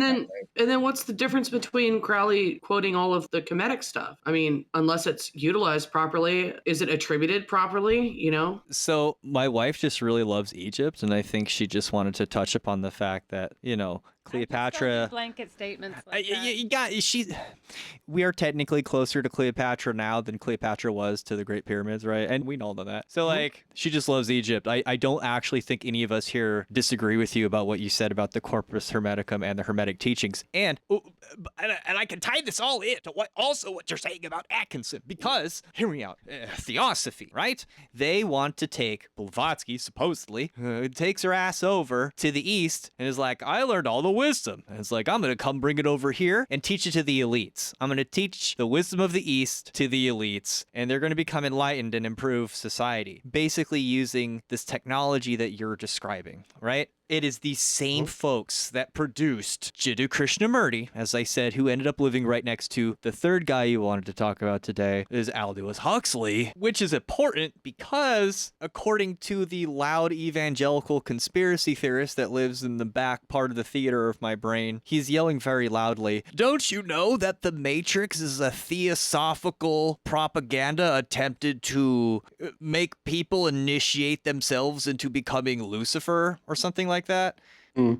Because, the Theosophists have this magazine called Lucifer, and they're guilty of reframing Lucifer as a hero in so much of their works. And I think there's probably some truth to that, but I just have to entertain these things because it's like what you're saying, like Theosophy was part of that New Thought movement at that time. I was trying to turn people on to the Eastern wisdom. Even Luciferianism draws upon Hermeticism quite a bit, so. Yeah. So does Christianity too, because Christianity in the 1st century to 3rd century before the Bible was written, drew from Neoplatonism, Plato, and Hermeticism, which was there before Gnosticism. So it formed the foundation upon which these other belief systems were constructed. So it makes perfect sense to me why Satanism would draw from these sources. When, like I said, all of these people were in the marketplace, the Egyptian agora, the Egyptian marketplace of ideas. All of these people were flourishing together at the same time before the Bible was written and before the Roman Empire started enforcing Christianity as the state religion, and they forcefully closed the Academy of Athens and forced all these people out into the world, which actually had the effect of diffusing all these ideas from Egypt out into the rest of the world, which ended up actually spreading them further than which they would if they had just allowed them to stay in Egypt and learn. They actually kicked all the students out because there used to be this really cool thing that Alexander the Great set up with Ptolemy, where philosophers used to be respected in Egypt and Alexandria, and they would be given free food there so that they would be allowed to study. But after Hypatia was murdered and flayed by a Christian mob of people that were incited by a local magistrate who didn't like the fact that she was a very learned, wise woman and she was a librarian at the Librarian of Alexandria. She was gaining too much power, kind of like, remember what happened to Pythagoras, the same kind of thing. The local magistrate didn't like them because they gained too much power and politically and then chased the Pythagoreans out of the city. The same thing happened basically to the philosophers in Alexandria eventually. Unfortunately, it wasn't actually Christianity that killed her. It was an angry mob of people who were using Christianity as an excuse to get rid of a political opponent. After that happened, they closed the Academy of Athens and they forbid the students from teaching there and they forbid them from giving free food to the philosophers anymore. And so, like I said, that sent us all out into the world and had the opposite effect of what they wanted. So before we get too far ahead, I just want to reiterate and ask my question again because it didn't really get answered. So what's the difference between misappropriating and reusing past knowledge to push new age stuff without citing the knowledge? What's the difference that what Crowley did versus the Kabbalah? Like, what is the difference between those two things? Like, you're talking about like which one has more legitimacy, or are you going to delegitimize everything that's based on old historical wisdoms, even though no, I'm just saying, is it like just because you weren't part of that culture, but you're teaching like the new age version of it, is that delegitimize the knowledge? Is it delegitimized because the person presenting it is not attributing the culture before? Like, what is the difference between repackaging repackaging, reinterpreting for the modern age versus pushing some kind of sham that's like how Luke was talking about earlier, that these Crowleyites are talking about, this is Egyptoid. It's not Egyptian. It's like, yeah, but his writings are literally based on the Egyptian, the whole thing. So it's Kemeticism repackaged for the new age. So what's the difference between that and like a snake oil salesman? Okay, so I would definitely say that I'm going to bring up Aristotle in this situation, because Aristotle is actually one of the sources that we have for a lot of these esoteric magical philosophy characters. And that even though Aristotle was much more of a scientific person who was into observing nature and recording nature and looking at it in a very more skeptical sense and very scientific way. He rejected Plato's metaphysics, but he liked the philosophy and the morals and the ethics. So he kept that stuff, right? But what Aristotle did is he was even though he disagreed heavily with a lot of these people, he didn't like Hippocrates, he didn't like Plato, he disagreed with a lot of these really smart people who we actually accept to be, and Democritus. He didn't like any of these people because they were too mystical, right? But what Aristotle did is he recorded their beliefs faithfully, and he was honest about it. Where he disagreed with them, he recorded their beliefs honestly. Where he agreed with them, he recorded their beliefs honestly. He didn't repackage their beliefs and try and like uncharitably pick apart their ideas and present them in an unfaithful way and cherry pick things. He was very good and honest about describing people accurately, even when they disagreed with him. And I think that that's what's missing today, is that these characters from today, they don't have the ability to do that because they're not intellectually honest. They don't want to say, listen, this is what this person believes and this is what I believe and this is why I believe it. They want to like cut out the middleman so that you can't actually say like, go I and know see the for truth. yourself. Like I came up with the truth Yeah, on like, my own. I'm the source. I'm the sole source of this information. I'm not, and they pretend like they're not standing on the shoulders of all these other men and women who literally died in some cases in order to put their ideas forward. Okay. And they're just pretending like that Homer Simpson thing where he's like being carried to the top of the hill when he's sleeping by a bunch of Sherpas, and then he wakes up in the morning and thinks that he climbed the entire hill himself during the night. You know what I mean? And it's like, it's because these people have been dragged forward so far that like Aristotle is so good because he put so much effort into, even though he disliked these people so much, he made it sure that we understood their beliefs and why he disagreed with them. And so that's what helps us. So I would say that the New Age people are intellectually dishonest, even more so than the ancients, because the New Age people will almost like prevent you or tell you, oh, it's not worth reading the source material. Don't read it. Just think for yourself. Totally. Just think for yourself. Well, you know what? Think for yourself and read the ancient material. How about that? How about consume the source material and think for yourself afterwards and come to your own conclusions? It's also kind of a problem with our society. So we have like a credit-based system. You know, you cite all of your sources, and then if it's your own idea, you want to get the credit for it. And part of that in our society is the discrediting of others, even if we're going to piggyback off of those ideas. So you are more credible if you discredit the competition. That's just a societal problem. Why is it not Kemeticism instead of Thelema? Why is it not just Egyptian mythos? I mean, there's even a lot of because problems Aleister with- Crowley brought extra stuff to the table, right? He brought other ideas to the table to combine with Kemeticism in like a kind of an alchemical mixture, right? So remember, we have the East and the West kind of things that you have to bring together. So Kemeticism is like something that he felt needed an alchemical mixture. Remember, we talked about ideas need to be chopped and cooked before they can be served and ate. Damn, son, where'd you find this? Think of Thelema like a bunch of ideas that have been chopped and cooked before they can be served and ate. Crowley himself did not discredit the Egyptian roots of it. It's the New Age Thelemites that are just like, do as thou wilt. I'm a libertarian. Yes. I don't give a fuck. Totally, which is not the way to interpret do as thou wilt. That's like the wrong way to Just interpret like- it. And it's like also on this journey, like being on the show and stuff. And that's the best thing, is learning of all these different systems. Like, I'm not trying to know everything. It's just learning different systems helps you understand the whole context of something. So like learning that like Luciferianism is not always a negative thing. Like reframing Lucifer, like how Blavatsky did with the Theosophy Society. Lucifer can be depicted as literally Jesus Christ in certain aspects, but it doesn't mean that that's, it's just that to me is more an honest take than Luciferianism, like, oh, it's the Illuminati, they're killing and eating babies and stuff. It's like, that's like a different take that other people have on it. I think part of the problem in the search to understand ancient wisdom is that our own bias gets in the way. And we decide that maybe we decide consciously, maybe we don't, but we arrive at a point where we refuse to understand them on their terms because of our own biases, whether that's cultural or otherwise. Dude, that is why George Lucas makes Luke and Leia kiss. It is making a joke of that exact thing, in my opinion. Oh my God. The No, it is. taboo. It's like, no. If you want to understand why ISIS and Bad Horus... writing. I thought it was just bad writing. No. Bad It's writing. like, no, because in ancient Egypt, they're always brother and sister energies, right? And it's like, are they actually brother and sister fucking... Like No, it's a fucking Cleopatra metaphor. and her brother, Cleopatra and her brother kind of thing. I get what you're saying. No. No. It means that we are generated from the same spiritual matter and that we are close because of it. So a husband would refer to his wife as his sister, not because they're related, but because they're born from the same energy. If you're not going to understand them on their terms and let your bias get in the way, there's no point in even looking at the ancient wisdom. But like how the gods and goddesses, like in Egypt, there's a male and a female duality for each energy, and they're often depicted as brother and sister too, other than wife and husband. I think my sister's really hot. Hear me out, okay? It still exists in our culture today as like when you're thinking of like your family, like who is your wife's brother? Your wife's brother is now your brother-in-law. So That's your brother in Ma'at. So they're all from Alabama. shut up. So I think the Luke kissing Leia is a joke. If you project your cultural bias on some of these myths and their symbolism, you're going to come out with an erroneous interpretation, much like Darth Vader trying to correct, the Imperium about the third book of the law. Like, no, you idiots, it's not fucking literal. It's symbolical. Well, you know what I mean? This Like, is the way that Got myths- it. myths- I got it. All the Egyptian gods are perverts.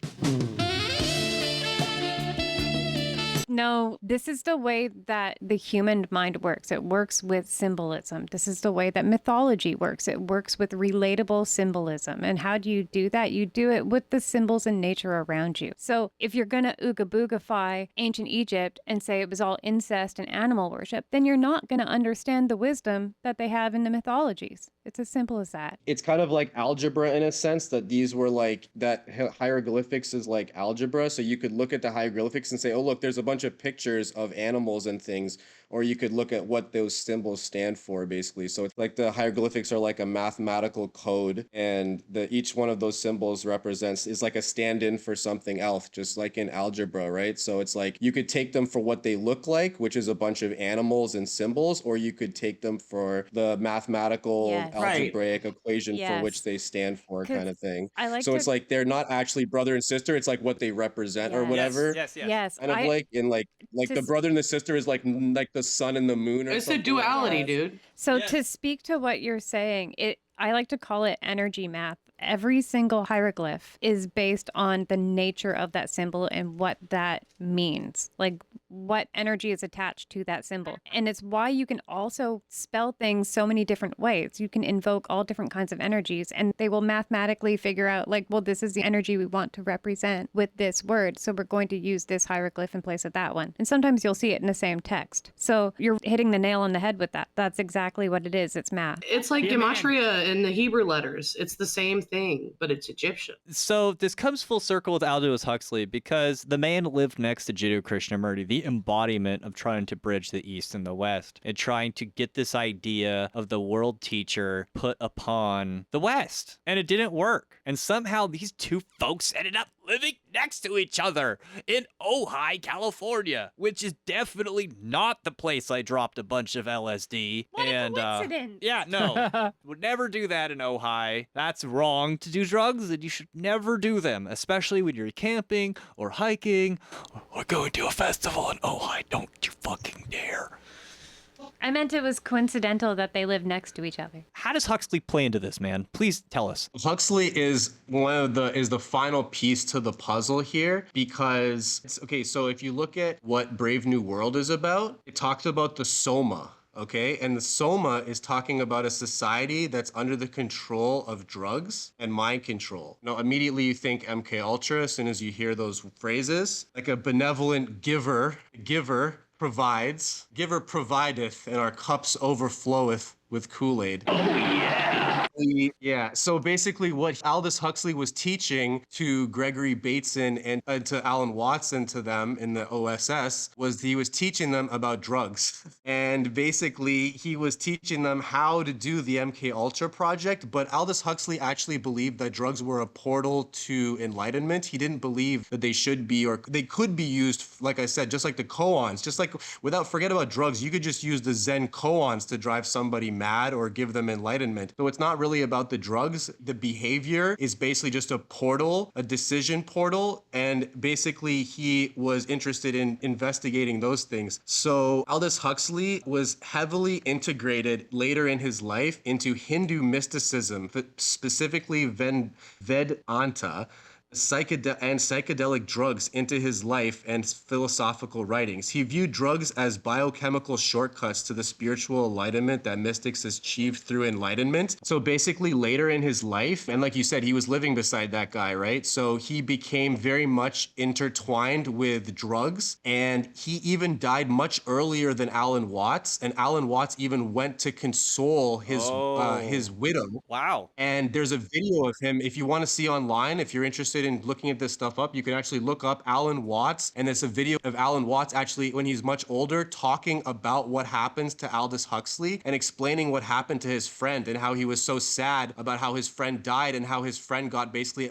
captured by occult mysticism and died from drugs, basically. So basically, it's interesting how Aldous Huxley wrote about how drugs were going to mind control and destroy the world, essentially, or at the very least, oppress humanity into some version of itself that was incapable of fighting back or critical thinking or whatever, kind of inverting evolution in a very much more directed rather than a decentralized organic process. They also did genetic engineering in Brave New World in order to create the perfect citizens in a kind of platonic dystopia. So the sad part is that at the end of his life, Aldous Huxley died early from drugs, which is ironic considering his most famous book. Aldous Huxley died peacefully on November 22nd, 1963 at his Los Angeles home after administering LSD to himself on his deathbed. He was diagnosed with laryngeal throat cancer in 1960, and he gradually lost his voice. And ironically so, in this case, it almost reminds me of today. The Bel Air fire in California in 1961, a devastating wildfire, destroyed Huxley's Los Angeles home, including many of his original manuscripts and books. Despite his failing health, he still managed to publish his final novel, Island, in 1962, which served as a utopian counterpart to his most famous work, Brave New World. He had become interested in mysticism near the end of his life, spending the later years heavily exploring the spiritual and mystical properties of life. In the 1950s, he also became an advocate for psychedelic experiences, famously documenting his experiences with mescaline in his essay, The Doors of Perception.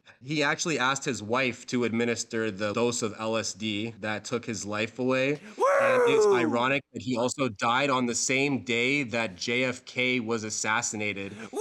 Because the world's media was so captivated by the death of JFK, they basically paid no attention to Aldous Huxley's tragic passing, and as well as the death of fellow renowned author C.S. Lewis on the same day. No way. All of them passed away tragically, and these are very important characters in the mystical world and the spiritual world. They're very different than the JFK situation, which was heavily political and secular, but you can see how the secular material world just completely overwhelmed any concerns for these people's lives, and they were kind of just lost in the scramble for, the 1960s, I guess you could say. Interesting that basically the part that Aldous Huxley ended up playing was a partly dystopian thing where he basically taught the CIA how to do MK Ultra, but he did so with the best intentions, just like with Cyberpunk Metaphysics, right? Like you have the best intentions because you want to use your freedom to free as many people as possible. And I believe that these three individuals did truly have that in their heart, but I think that all of them were kind of like tragic heroes in the sense that they were fighting a war that they believed was justified against fascism. But in doing so, they created a whole bunch of mechanisms mechanisms that have been used by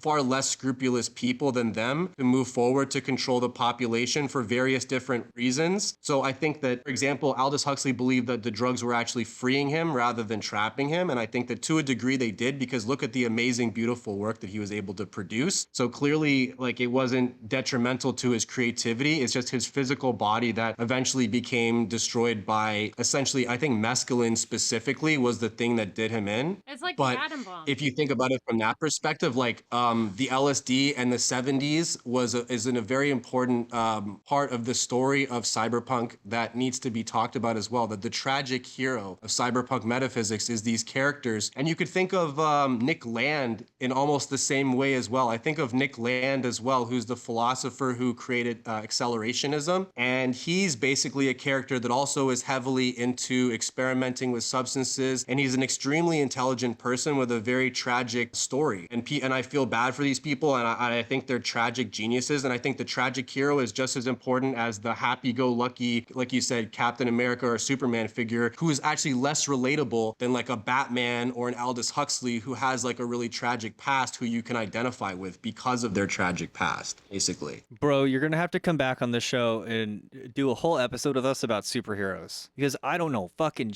nothing about superheroes, but I want to talk about Captain America because it relates directly to what we are discussing right now, and it is the bridge to an entire 2-hour extra conversation that just continues what we're talking about. The thing that I'd like to end on, I want to know what you think about, like, drugs. Do they free us? Do they not? I think the story I remember anecdotally was that Huxley would get ripped on LSD and he would walk around with Jiddu Krishnamurti, who was sober.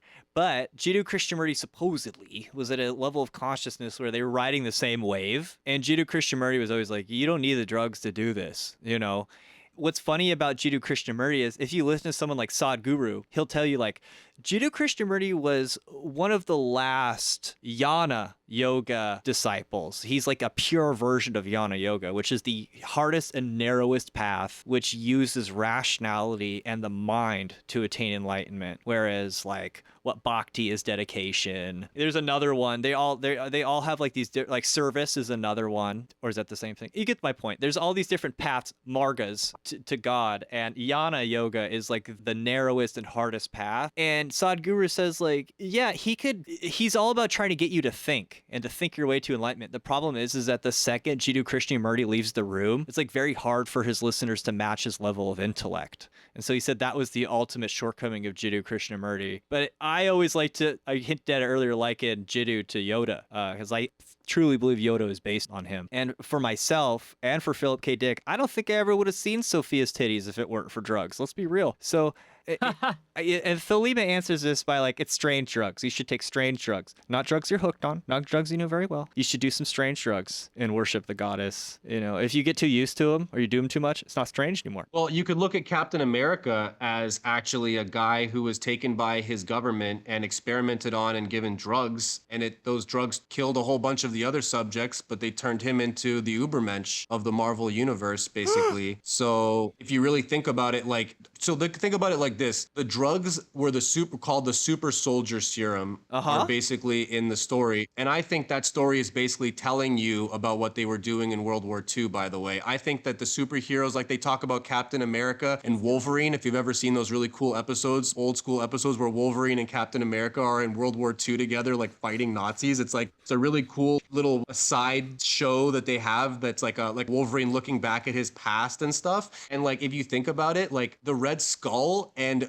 Captain America are like basically what happens when you take drugs, or what can happen, right? It's like you can become the embodiment of evil, or you can become the embodiment of virtue. And I think that it's not the drugs that make the person virtuous or evil. I think it's like what you do after you do the drugs that makes you either virtuous or evil. And I think that it basically, I don't assign moral qualities to substances, because I think it would be hard pressed for me to say that only good people are sober, because there's so many bad people that are sober that I don't think it has a moral characteristic to it. I think if anything, that the choices that we make in a stoic sense are what define us, and how we act under pressure defines us. So I think that drugs, I've had this conversation with people, are like a form of self-inflicted trauma, and therefore they are a form of suffering. And because if you think about it, when you take drugs and you do get like a really hard trip, it's like you're like having a traumatic experience. You're going on a journey. Yeah. And that journey is internal rather than external, right? It's like going on a hero's journey, except it's But like you're inside in yourself. it. But it's more than being in VR or something. It's like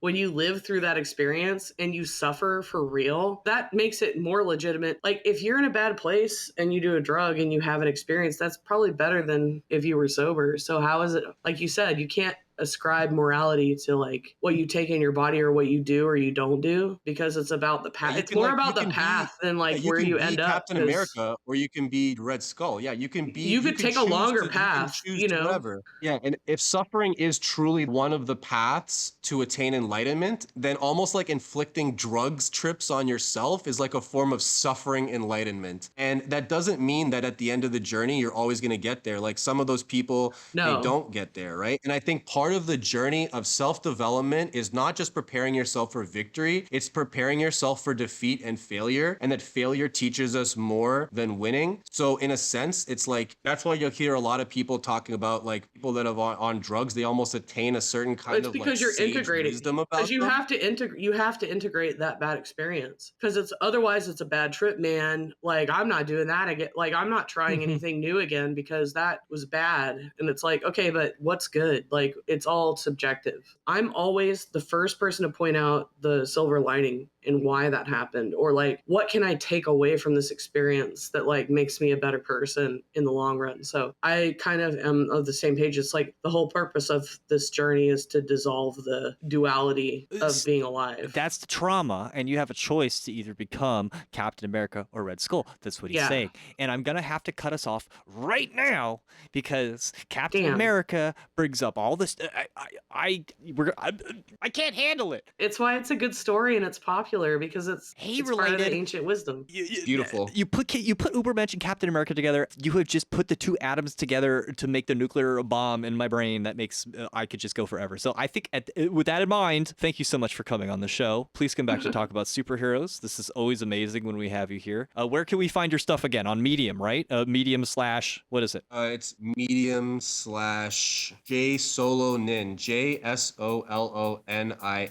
And I would say that at the end of the day, that the cyberpunk situation is that we have to acknowledge that these tragic heroes, these three tragic heroes that we've highlighted today, the Aldous Huxley, Alan Watts, and Gregory Bateson, all of them are basically responsible for constructing not only the foundations of cybernetics and cyberpunk and the genres that were built on top of those, but also a large portion of the modern world and how we interpret it. And therefore, by understanding these people and understanding their lives, we get a better perspective on like the way that our modern world is constructed. And if our world is based on technology, then these were the pioneers and the founders who basically brought these ideas to fruition and translated them from both ancient text and combat scenarios into a modern day environment that we inhabit today. So that's where we get concepts like human terrain or human warfare, where humans themselves are the platforms and the people that wars are being fought over now. It's over ideas and it's over people themselves, and we are the human terrain. So it's so important for us to recognize this in the world that we live in now, that we're a fully integrated living system, and that the system is both organic and inorganic in and of itself. And that's what we have to come to terms with, this living system that we now inhabit, and they help us with that. That's Infowars.com. Guys, you go to Infowars.com by Super Male Vitality. I want my super brain vitality to be sponsored. I'm gonna have to talk more about the Brotherhood of Saturn and Captain America and what this has to do with Hitler, and like I just can't right now because we hope you can tie this all back to superheroes. I bet you can. It's been a great trip. It's been a great trip. It's been a great trip, and I'm hungry for more. So thank you once again, Julian. And with that, eat carrots and shoot lasers. Pew pew pew. Pew. Pew pew pew pew pew.